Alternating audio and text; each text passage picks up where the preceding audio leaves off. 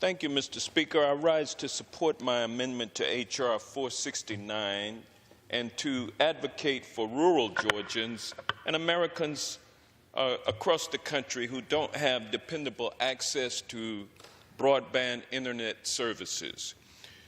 We are here today debating H.R. 469, a bill that would require burdensome and unnecessary processes that would delay the enforcement of federal regulations. H.R. 469 undermines the ability of government agencies to protect public health and safety by prohibiting them from using consent decrees and settlements to enforce the law that we pass by allowing private industry to intervene in opposition to regulations that they deem unfavorable to them, and it requires the publishing of the personal data of those who bring complaints against the government, thus deterring complaints. The amendment would ensure that future actions taken by Congress to increase broadband access in rural areas are not stymied by these excessive regulatory burdens. My amendment would exempt any future legislation or any future rules that may be enacted to bring this technology to underserved areas from the requirements put in place by H.R. 469. It shouldn't be groundbreaking news that many of our districts, a gap exists between urban and rural communities insofar as broadband connectivity is concerned. The 4th District of Georgia has some rural pockets that are facing this challenge today. According to a study done by the Pew Research Center in 2016, rural Americans are still 10 percentage points less likely than average citizens to have broadband access at home.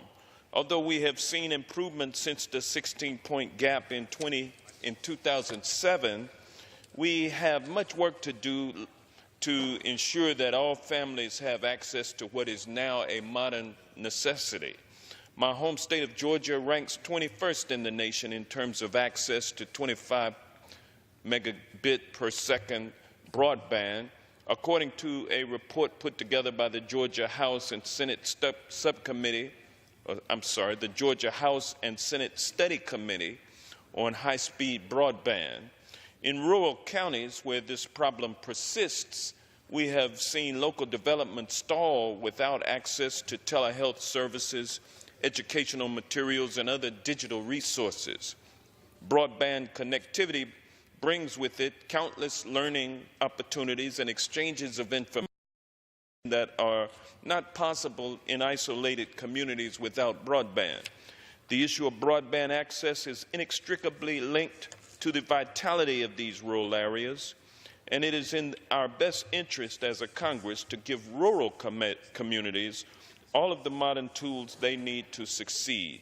The FCC's 2016 Broadband Progress Report identified 24 million rural Americans throughout the country who don't have a broadband connection, 24 million Americans whose access would be delayed even further by the implementation of H.R. 49's elimination of consent decrees.